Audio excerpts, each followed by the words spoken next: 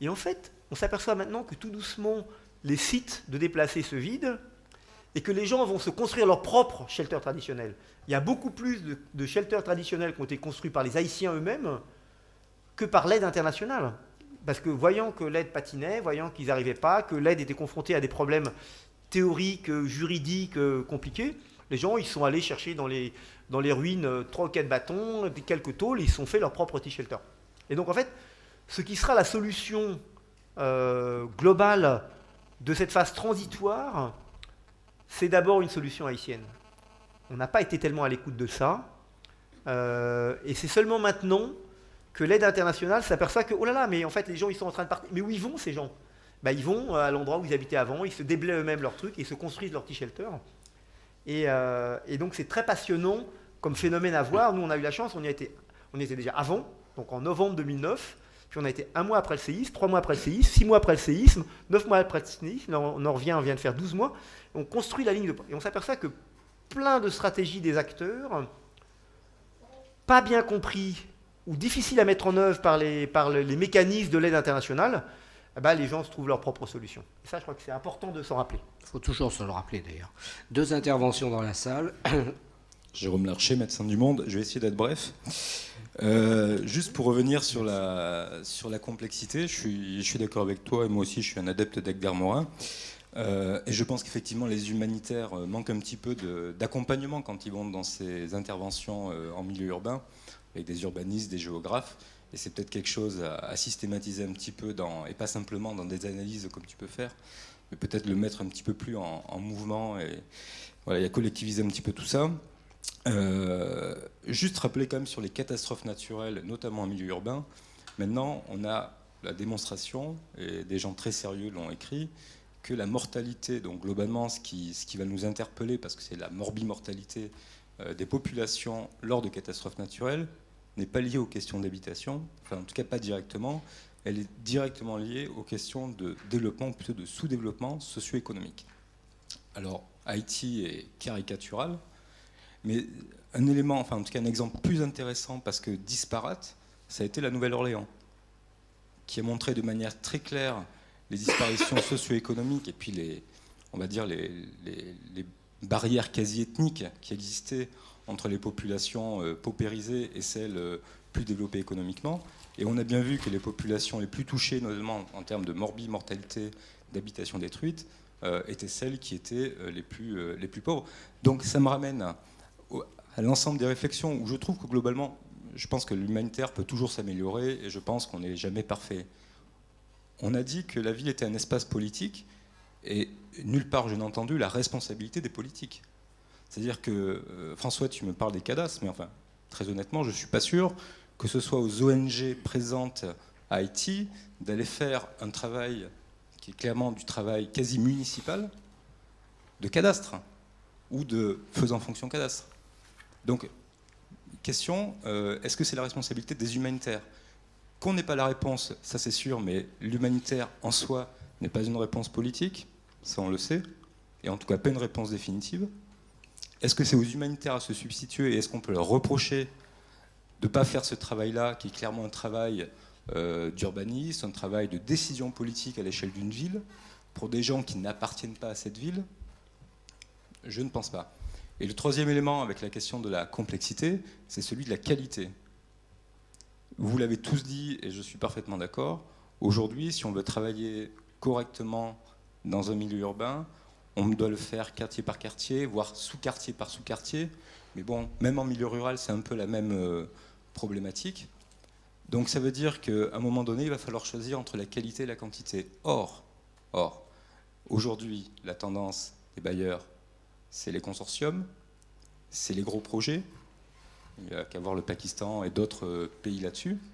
Donc ça veut dire aujourd'hui, et c'est pas pour dédouaner les humanitaires, peut-être qu'ils devraient être un peu plus réactifs et vigilants contre cette tendance des consortiums, c'est quelle est aujourd'hui la réponse des humanitaires pour qu'on ne leur impose pas de devoir prendre en charge 1 million de populations avec un budget de 20 millions d'euros, ce qui est exactement aujourd'hui en train de se passer et qui est en train de s'élargir en termes de nombre de bailleurs.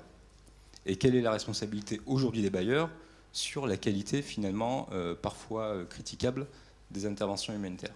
Voilà, je l'ai juste précisé parce que ça n'a pas du tout été abordé dans le débat, et je pense qu'on peut reprocher des choses humanitaires, mais comme Bénédicte l'a dit, ils n'agissent pas dans un espace vide, c'est un espace politique, un espace économique, et je crois que chacun doit prendre sa responsabilité. Ça va l'être, puisqu'on va s'interroger maintenant sur la légitimité en fait, des humanitaires dans ce type d'action, et aussi évidemment sur les limites. Mais auparavant, je crois qu'il y avait un témoignage de Benoît Miribel, Action contre la faim. Oui, merci. Puisque tu m'invites à m'exprimer, Christian, je saisis l'opportunité. Je t'en prie. C'est vrai qu'Action contre la faim avait fait un colloque des 25 ans sur la faim dans les villes il y a quelques années. Je pense que la ville est un lieu qui à la fois attire avec ses lumières des populations, on le sait, et le phénomène urbain est une réalité, mais aussi crée une solitude, parfois un isolement. On a été confronté, si on regarde la décennie qu'évoquait François, même si effectivement, bien sûr, il y a eu Sarajevo, Monrovia, mais avant, il y avait quand même Beyrouth aussi dans les années 80. Mais c'est un phénomène, effectivement, beaucoup plus d'urbain. On a dû apprendre à travailler sur peut-être une approche plus sociale. Je m'explique. Dans la logique des campagnes, des programmes de campagne, c'est des populations d'un village qui sont pratiquement équivalentes face à une vulnérabilité. Quand on est dans une ville, quand on est à Zenica ou quand on est à Kaboul ou aujourd'hui à Port-au-Prince, on peut avoir dans une même rue des gens qui ont eu leur maison détruite ou pas. Et effectivement, à Haïti, ceux qui sont les bidonvilles, finalement, n'ont pas perdu grand-chose. Ils ont plutôt profité de l'occasion pour sortir de Cité de Dieu, Cité Soleil, pour aller dans des camps déplacés et attendre. Et attendre aujourd'hui, déjà depuis un an, des réalités. Donc il y a une spécificité en urbain qui est que dans un même immeuble, des personnes peuvent être vulnérables d'un point de vue dépendance et d'autres pas.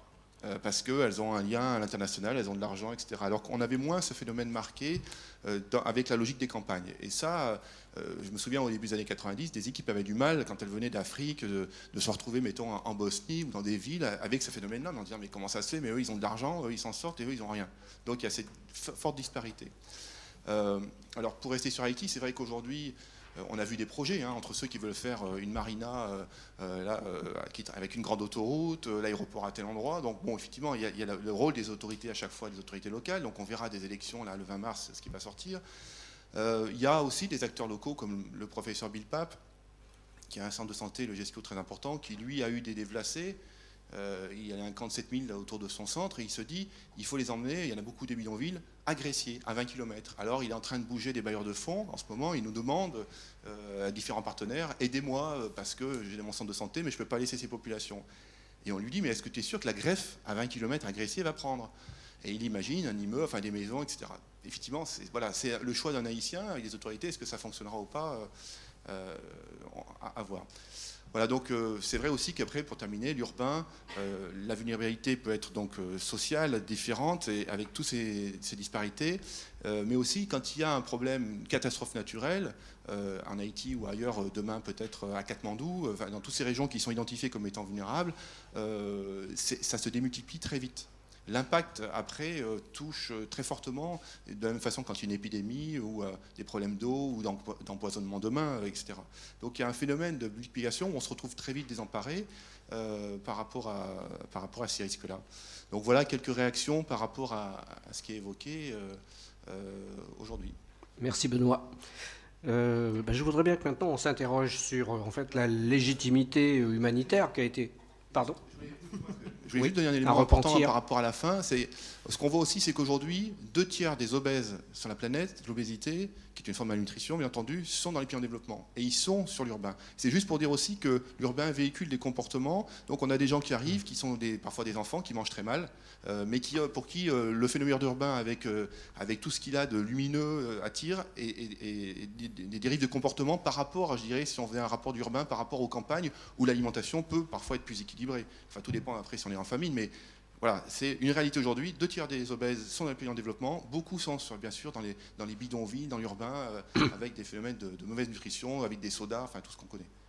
Se rappeler les émeutes de la faim aussi. Les émeutes de la faim, il y a maintenant 3 ans et demi, qui a été un phénomène essentiellement urbain aussi, puisque ça se concentrait sur des populations qui soit avaient des mauvaises habitudes alimentaires et donc devaient acheter des produits importés, ou soit se retrouver avec des chaînes alimentaires entre la campagne et la ville en rupture.